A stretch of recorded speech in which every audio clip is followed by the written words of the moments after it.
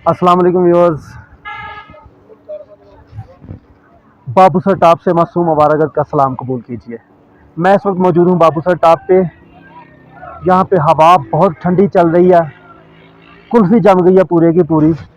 सबसे पहले तो आपको यही कहूँगा कि जब भी बाबूसर टॉप आएँ तो शुका शाकी लगाने के बजाय अपने आप को पूरा ढक के आएँ। यहाँ पे पता नहीं चलता, अभी थोड़ा नीचे थे तो नीचे गर्मी लग रही थी, यानी कि सूरज निकला हुआ था। यहाँ पे आए हैं तो यकीन जानिए कि कुल्फ़ी जम गई है पूरे की पूरी, फुल ठंड लग रही है। तो जब भी आएँ अपने आप को पूरा कवर अप करके आएँ। अब आप मेरे पीछे देख सकते हैं, वो पीछे जो है ना वो ग्लेशियर है। वहाँ पे जाने की तो हिम्मत अब नहीं रही, क्योंकि यहाँ पे सांस भी बहुत फूलता है। काफ़ी हाइट है, 13,600 और कुछ फुट की बुलंदी है। काफ़ी हाइट है, यहाँ पे ऑक्सीजन की कमी है और सांस लेने में काफ़ी दुश्वारी होती है। अगर आपको सांस की प्रॉब्लम है तो फिर अपना इंतज़ाम, अपना बंदोबस्त करके आएँ। अब मैं बैक कैमरा चलाता हूँ और आपको सारा दिखाता हूँ, और साथ साथ मैं आपको इसके बारे में जो मालूमात हैं, कितनी बुलंदी है, ये कैसे कैसे डेवलप हुआ। यहाँ पे अब बहुत ज़्यादा डेवलपमेंट हो चुकी है। आज से तकरीबन 8-10 साल पहले यहाँ पे कुछ भी नहीं था, यानी कि सिर्फ टॉप था। ये जो सारा फैसिलिटेशन सेंटर, ये इमारतें, ये बिल्डिंग, ये कुछ भी नहीं था। अब मैं आपको बैक कैमरा चला के तो वो सब कुछ दिखाता हूँ।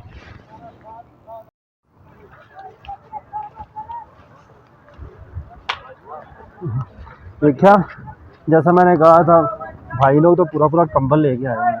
सर्दी बहुत ज़्यादा है, ठंड लगता है पूरे का पूरा, कुल्फी जमता है। बारिश देखें, बारिश शुरू हो गई है। छतरी भी जो है ना वो बड़ी ज़रूरी है, या तो बरसाती पहन के आए अच्छे वाला, लेकिन छतरी यहाँ पे नाकाम होगी, क्योंकि छतरी जितनी हवा है ना, छतरी टूट के उड़ जाएगी। ये जो तार लगी हुई है ना, ये मेरा ख्याल है वो झूले माइया। कोशिश करता हूँ, पूछता हूँ, अगर ये वारे में हुआ, सस्ता हुआ, थोड़ा महंगा ना हुआ तो फिर कोशिश करेगा कि हम इस पे बैठे। वहाँ से जो मैं वीडियो बनाऊँगा वो एक अपनी चास आएगी।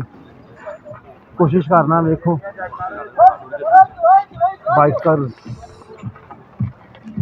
बाबूसर टॉप सर कर लिया इन्होंने, देखें।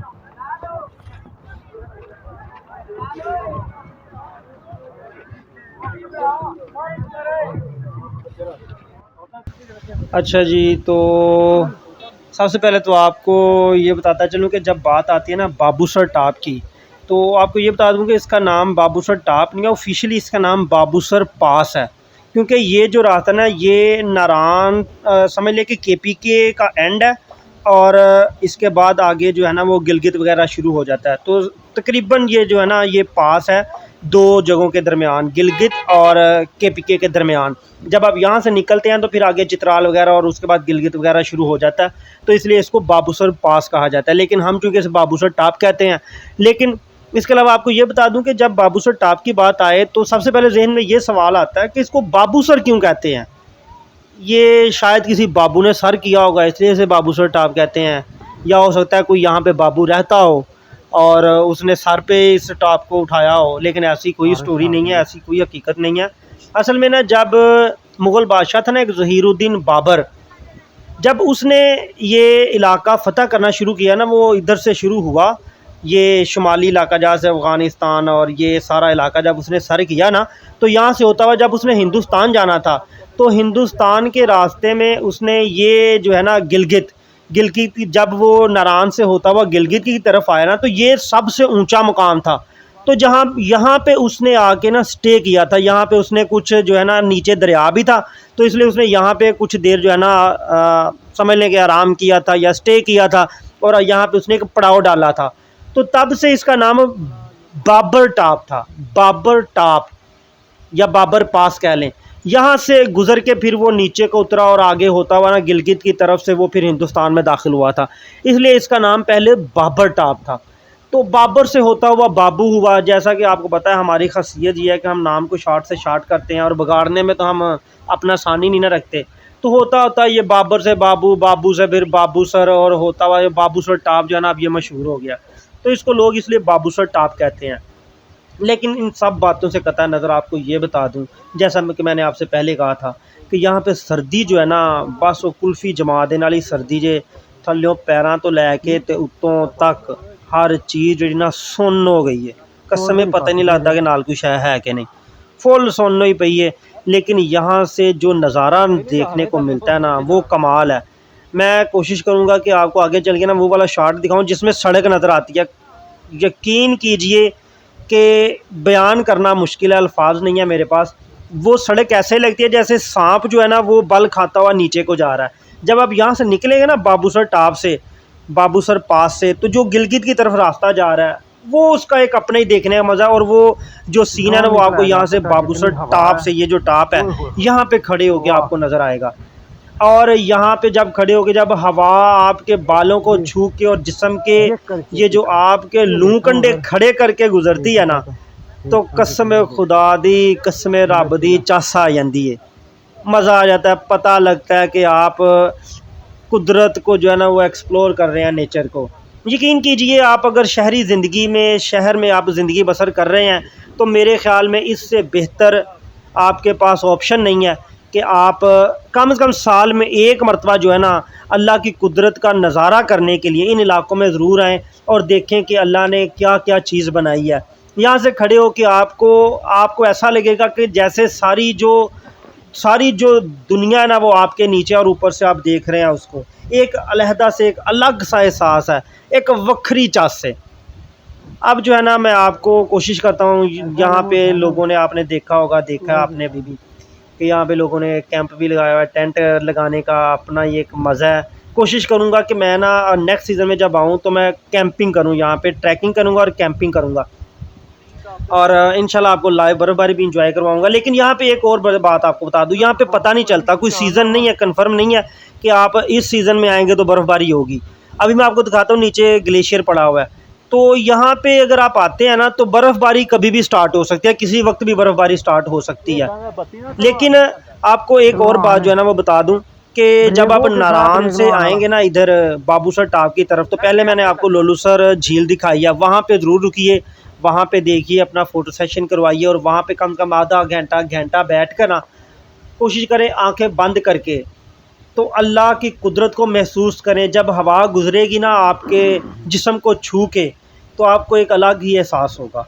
उसके बाद फिर आप चलें, उसके बाद आप चढ़ाई आएगी, चढ़ाई चढ़ें। और ये जो बात कहते हैं ना कि वो जी चढ़ाई बड़ी मुश्किल है, उत्थे चढ़दा कुछ नहीं, उत्थे गड्डी को नहीं जाती, यकीन कीजिए मैंने यहाँ पर 70 मोटरसाइकिल भी देखी है, वो लोग वो भी लेके आए हुए थे। तो आप ऐसा करें, मैं आपको यही सजेस्ट करूँगा कि घर में बैठ के ना तो ये ना देखें वहाँ पे जा सकते हैं या नहीं जा सकते। सिर्फ एक बात का ध्यान रखें, जब घर से निकलें, अगर बाइक पे आ रहे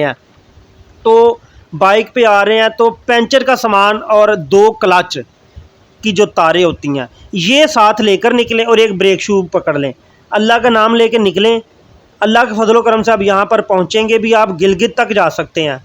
बड़ा ही अच्छा रोड बन गया हुआ है, बहुत ही अच्छा रोड है। आप जब आएंगे तो आपको पता चलेगा कि ये तो काम ही कोई नहीं, ये तो काम ही बड़ा सौख है। इस सारे एरिया में जो मैंने सबसे मुश्किल और कठिन जो रास्ता देखा है ना वो झील सैफुल मलूक का देखा है। ये तो रास्ता कारपेटेड रोड, बेहतरीन रोड है, जो लोग भाई पता लगता है कि जिवें यूरोप की किसी रोड से जा रहे जे, नई सड़क बनाई है। इमरान खान को कम से कम इतना तो आप क्रेडिट देंगे ना, उसने टूरिज़म को बहुत ज़्यादा फ़रोग दिया। अब मैं आपको व्यूज़ दिखाता हूँ, व्यूज़ देखें और नज़ारे करें और अल्लाह की कुदरत देखकर अश करें और सुभान अल्लाह का जो विर्द है ना वो जारी रखें अपनी ज़ुबान पे। चलें आइए मैं आपको जो है ना नज़ारे दिखाता हूँ।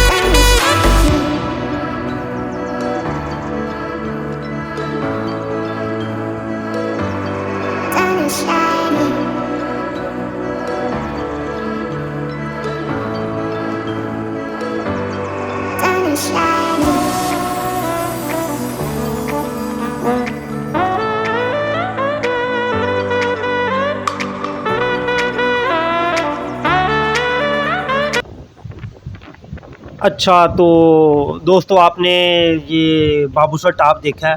आपको मैं नारान भी मैंने आपको दिखाया, झील सैफ अल मलूक भी दिखाई है, लुलुसर झील भी दिखाई है, बाबूसर टाप भी आपको दिखा रहा हूँ। अब आपसे इजाज़त चाहता हूँ। अब मैं वापसी का रास्ता लूँगा, आगे नहीं जा रहा, क्योंकि एक बड़ा ज़रूरी काम जो है ना वो पड़ गया, तो मुझे जाना जो बड़ा ज़रूरी हुआ, मैं वापस निकल रहा हूँ। लेकिन वापसी पे जो आपको है ना वो मैं गलियात से लेकर जाऊँगा, आपको गलियात सारा दिखाऊँगा, डोंगा गली वगैरह, और ये जो नथिया गली है और वो जो पाइपलाइन ट्रैक है वो सारा आपको दिखाऊँगा। तब तक के लिए आपसे इजाज़त चाहता हूँ। हमेशा की तरह फिर आपसे यही एक रिक्वेस्ट करूँगा, और समझ लें कि हाथ बांध के विनती करांगा कि जहाँ रहें खुश रहें, अपना और अपने इर्द गिर्द लोगों का ख्याल रखें, और ख़ास कर उन लोगों का जो आपके दिल के बहुत करीब हैं। इसी दुआ के साथ और इसी रिक्वेस्ट के साथ आपसे इजाज़त चाहता हूँ। अल्लाह निगहबान, रब रखा, बाय बाय, टेक केयर, सत श्री अकाल, ते होर की, चलो जो भी है, रब रखा।